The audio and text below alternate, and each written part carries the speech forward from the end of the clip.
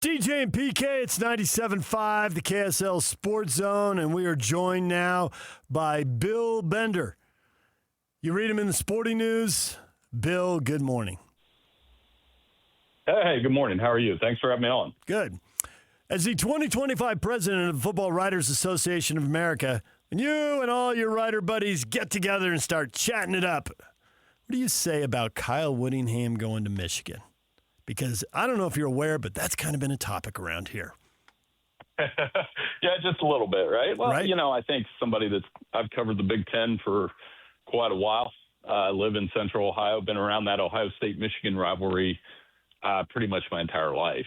So his comments were interesting. You know what?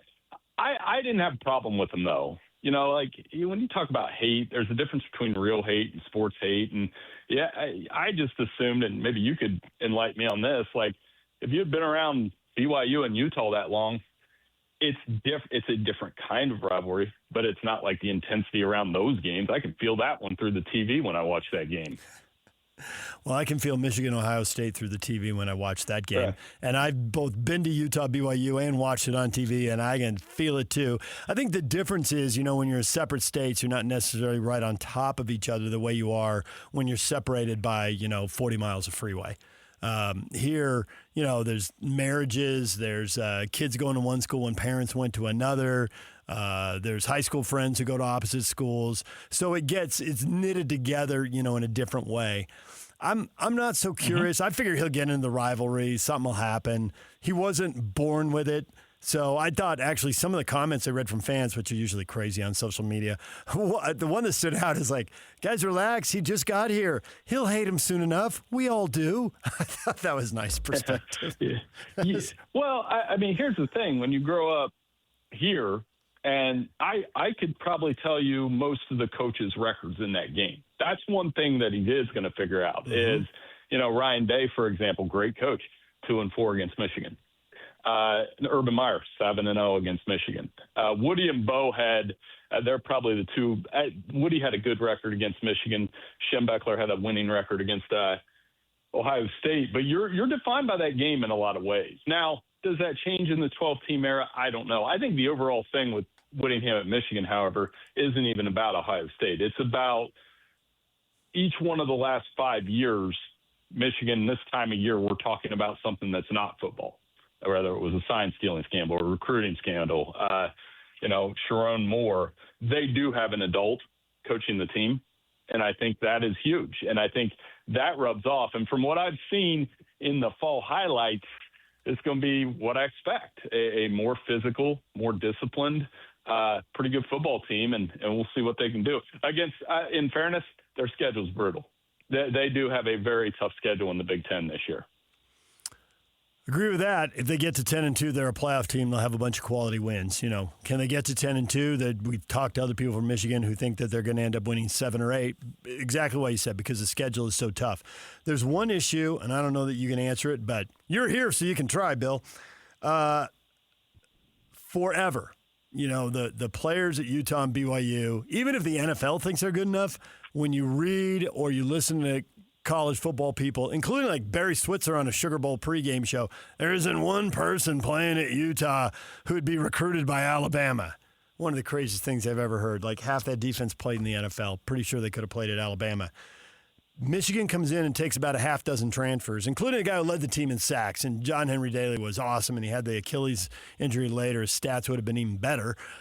And I'm curious, are those guys going to be – they were stars here. Are they going to be stars at Michigan? Or are they going to be solid players at Michigan? Can Utah find stars and recreate that and have their impact, difference makers? How do they do it when it's been about development? You can't just lose guys because you got to start them out somewhere and get them better until they turn into dominant players. So I'm wondering how bad it hurts Utah and how much it really helps Michigan. And if you can answer either one of those things, I'm all ears. Well, right up the road in Berea, Cleveland, the Cleveland Browns took a pretty good Utah guy. I think Spencer Fano is going to play there for the next decade. And the Browns actually, for all the jokes about the Cleveland Browns, they drafted some good football players this year. So, yeah, I think that's the thing I'm watching. Does Daly, is he as good in the Big Ten? I think it's going to be different. So, to me, if he got like 8 sacks, that would be fine because you're going up against, Iowa tackles now and Ohio State tackles. That is one difference. Those schools, Iowa in particular, produces a ton of NFL linemen. So you're playing against Oklahoma this year. And I think he'll be a successful player. I think Utah, I'm not going to sit here and say, rip on Utah at all. I've watched Utah play Michigan twice when Whittingham was there, and Utah was the more physical team. Utah was the more explosive team offensively, and Utah had the better quarterback in both of those games. So what are we doing? I think they are but if he can take that formula and apply it to Michigan, only good things are going to happen. I've seen predictions for Utah anywhere from second or third in the league down to the middle of the league, 4 and 5. What are your expectations for Morgan Scalley in year one on the job? Well, you got quarterbacks, right? That always helps in that league. That quarterback play, one-score games, fourth quarter finishes. It's going to be like that. I still have them in the top 25. I have them in that upper tier of Big 12 team. I think there are 4 teams. If you gave me how many teams do I need to find a Big 12 champion, I would probably stick with Texas Tech, BYU, Utah. And I do like Houston a lot this year. I'm a fan of Willie Fritz. I think their quarterback situation is very good, and they won 10 games last year, and you got to be impressed with what he's building there. So those are the 4. And, BYU is going to have a good team around that running game and around Bear. Texas Tech's the X factor. I've moved them up and down and around our rankings this summer because of the Brendan Thorsby stuff. We'll see if Will Hammond can step in. I like their defense, though. They have some really good pieces back on that defense. Ben Roberts, A.J. Holmes. Those are NFL players on that side of the ball. Their defense was amazing last year. And I don't think, it's going to drop off a little bit, but not that much. At BYU, the big story lately has been Kalani Sitake not getting all the resources he was promised when he turned down the Penn State job and stayed, to the point that he said on camera in an interview situation, getting asked about it, he said, my agent's handling that. So it's about as much confirmation as you need right there. And I'm just curious, your experience, this is not the first time that coaches wanted more resources or thought they were promised more resources or guaranteed more resources, and the school didn't deliver them. And whether it's the AD or the president or the regents or whatever, he probably got 20 examples of this going sideways. How destructive is that? How easy is that to overcome? How much does it impact the season that's right in front of them? Well, within the locker room, I don't think it's destructive because you can use that. You can say, you can take on that us against the world mentality. Resources and those kind of things, that goes, you said it. I've heard coaches tell me this. They were promised this and that when they were at a certain school. That goes back to Jimmy Johnson at Miami, and then he ends up leaving for the Dallas Cowboys, right? So, and the rest is history. I do think it can be something between coach and administration long term. And like if he's saying the agent handle it, you let the agent handle it. I do know Kalani's a really good football coach. He is. They're the one team that actually has a playoff gripe the last couple of seasons. They're the only school that's won double-digit games each of the last 2 years out of a power conference that hasn't made the playoff. So I sense the frustration. Penn State's dealing with that too, though. You're going to be dealing with that everywhere. You mentioned that stat about BYU, and everyone's got a hold of that. I've seen that stat everywhere. Do you think the Big 12 is finally going to be a 2-bid league, or is it going to be a 1-bid league again? Well, that depends how that shakes out. Like BYU penalized a little bit. You wonder, okay, if they wouldn't have played Texas Tech in the regular season, would they have made the playoffs?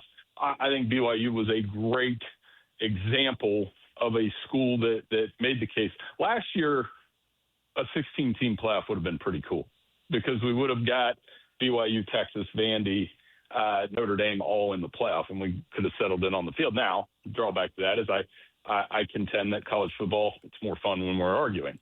It's so much more fun. That's why it makes it different than other sports. We said, and we're still talking about Texas not making the playoff last year. So to answer your question, can be a 2-bid league. Going to be tough in any given year. I think the ACC and the Big 12 are going to compete. One will get 2, one will get 1. And remember, every year Notre Dame gets in the playoffs, it's taking one away from somebody else. And it's probably going to take away from the ACC and the Big 12 in most cases. And I do think Notre Dame is going to make the playoff this year. What a fun game against BYU, though. That'll be a good one. I'm curious what you think of this whole thing. I think a lot of times the TV's impact on college football is big, but it still gets overplayed. But to me, this whole playoff thing, you can't oversell that the SEC versus the Big Ten is really ESPN versus Fox, and who gets to own the whole tournament or who's going to get to bid on it and maybe get half of it. I mean, this to me is just 100% a TV thing. And because of that, do you think it's going to get ironed out, or are they both going to stay in their corners with their TV partners and just stare at each other and we stay with the 12-team playoff? Maybe. I mean, is expansion, is that what we want? I don't want to watch a 2014 playoff. I don't sense, you may sense differently, I don't sense the fans are clamoring for 24 teams at playoff. I think, if we're going to expand 16 or 20 even would make more sense. But to answer your question, yeah, the TV piece of it drives the bus. These are TV shows now. And how do we make the best TV show when it should be, let's make the best playoff product possible, because the regular season's absolutely changed. It's completely different than it was 10 years ago in terms of what the consequences are for losing a football game, especially in the Big Ten and SEC. And the Big Ten and the SEC are really struggling for control of college football, both on the field and off the field. Right now, on the field, the Big Ten's winning. Off the field, I think it's a tug of war where they're going to have to come up with a number. I don't think it'll expand next year. I think we'll still be at 12 for a couple more years, and then we'll look and see if they can get that thing to 16 or 24. Just keep in mind, the Bulls are locked in for a while. So the Bowl, the Chick-fil-A Peach Bowl, the Rose Bowl, et cetera, they're going to still have the semifinals and the quarterfinals for the foreseeable future. All right, let's get back to this season. Coaches on the hot seat, what jobs might come open? This became a local story, obviously, because Penn State came open and they came after Kalani Sitake. I could make cases for USC. Maybe I can make a case for Oklahoma or Texas. After what happened at Penn State, is everybody just on the hot seat all the time? Yeah, I mean, a hot seat's kind of like a subjective term more than ever. I was there at Penn State and Oregon last year at the game, and it went into double overtime. And you just think, Drew Aller doesn't throw that interception, Penn State scores a touchdown, they win the game. James Franklin's still the coach there. So it's very interesting to me that's the way we're doing it. A couple of coaches keep an eye on early. One, I mean, it's easy. Bill Belichick, North Carolina. How much longer are we going to do this? It's been an embarrassing headline one after another, and they got to win on the field. And they open in front of everybody in Dublin, by the way, that TCU game. So if they get embarrassed there, it's only going to get worse. I think Mike Norvell at Florida State has to have a better year. Looking at Dave Aranda at Baylor, big year with DJ Lagway at quarterback. They've got to be better. They've had a couple losing seasons, and then Luke Fickell in the Big Ten at Wisconsin. Though I think they're in on him more than the perception is. I don't know that he's going anywhere. The University of Houston, you said you're a big Willie Fritz fan. Explain why you like him, because a lot of people are saying, hey, they won a bunch of close games, and that's going to, it's bound to boomerang. It's going to come back on them. They're going to lose some close games. But there are other people, and you sound like one of them, and think, yeah, he was winning games by 3 points last year. He's going to be winning games by 10 points this year. He's just built them up. That's part of program development. That goes back to Bobby Bowden, where he said, when you build a program, the progression is you lose by a lot, you lose by a little, you win by a little, you win by a lot. So the close game thing, at least you're winning them. You make more headlines when you lose them. I'll tell you, when I got sold on Willie Fritz, it wasn't even at Houston. He was at Tulane. They were playing Ohio State when Ohio State had Urban Meyer, part of that machine. And in the fourth quarter, I just kind of was watching the game, and I'm like, these Tulane guys are still going all out. They're getting beat by 20, but they're not like quitting. And you can see quitting, and you can't measure that on Pro Football Focus. So I was like, all right, this guy has them playing hard 4 quarters. I like that. And it progressed at Tulane, and it's progressed at Houston. That means They play hard. He's got good quarterbacks. He's got a good defense. They got Shadre Hurst from Tulane, All-American preseason All-American guard. So I like their offensive line. And maybe some of that luck runs out, but it won't change my opinion of Willie Fritz as a head coach. I think he's a really good one. You haven't mentioned Arizona in the Big 12. Obviously, they've got a quarterback now in his fourth year. He's really been through the fire, right? A season so good, his coach got a job at Washington. A really bad season, they had his coach on the hot seat. Another really good season. So he has done it all there, but they really feasted on turnovers last year, and so can they replicate that again? Do you see Arizona as a dark horse in the Big 12, or you just see them as a nice team that'll win 8 or 9 games or whatever, and there you go? Well, if it's Arizona or Kansas State, which one is it? They could maybe upset that pecking order I was talking about earlier. Noah Fifita, obviously, ton of career touchdowns. That when I was researching them this offseason, I just realized how long he had been there. Yeah. And like you said, it's been ups and downs. I'm like, wow, he's still there. And then Kansas State, same speech with Avery Johnson. Can he, Colin Klein and him combine and make the right moves and offensively to be one of those Big 12 contenders? Those are the two schools that I think could peek into there. Arizona certainly got to be a little more consistent, but I still like that top 4 more. I like Houston. I like BYU, Utah, and I've talked about Texas Tech already. So I think that's what you're looking at. But if Fifita, he's a guy, when you're watching them late at night, when he gets hot, they're tough to beat. Is this make or break for Deion Sanders in Colorado this year, the 4th year? It's interesting. I saw that story yesterday about how the TV ratings have dropped, obviously. I mean, no kidding. They were 3-9. So it is a big year. I can't speculate on his health. It sounds like from what he said and what's been reported that he's doing a lot better, which is great news. Now on the field, they need Julian Lewis to be better. They need to be more congruent on both sides of the ball. I think it's a really interesting opener against Georgia Tech. And but I never, I never place win totals on that kind of thing, because you could be 6-6 and get just absolutely nuked in your last 3 games, or you could be 4-8 and compete in your last 4. So it's hard to say what the win total needs to be. I would say they need to get back to a bowl game at least. Yeah. Lane Kiffin, are they going to win big at LSU? He's got a better platform than he's had before. I mean, LSU's done it, right? And Ole Miss hasn't. He took Ole Miss a long way and famously left before the playoff, I know. But if you get past all the sizzle, what does the stake look like? We're going to find out. This is the defining stop of his career. I know we all know what happened last year. No need to rehash that. I mean, but bringing in that many portal players, Sam Levitt coming off the foot surgery. I know Lane Kiffin can coach. I mean, it all overshadowed that Ole Miss was probably some of his finest work. I mean, they had like the 7th best record among Power 4 programs during his tenure, which is incredible at Ole Miss. And I think, to me, I don't want to say honeymoon. It's a poor term, but I would give him some grace this year because it is year 1. And they do have a tough schedule. They play Clemson and Ole Miss and Alabama and Texas and Tennessee. It's a brutal schedule, but he's going to have that every year. I think the real pressure grows going into year 2 and year 3 because the expectation has to be Ole Miss went to the semifinals last year. LSU's been to the playoff 1 time. Now, granted, really good 1 time, right? It's an unbelievable team.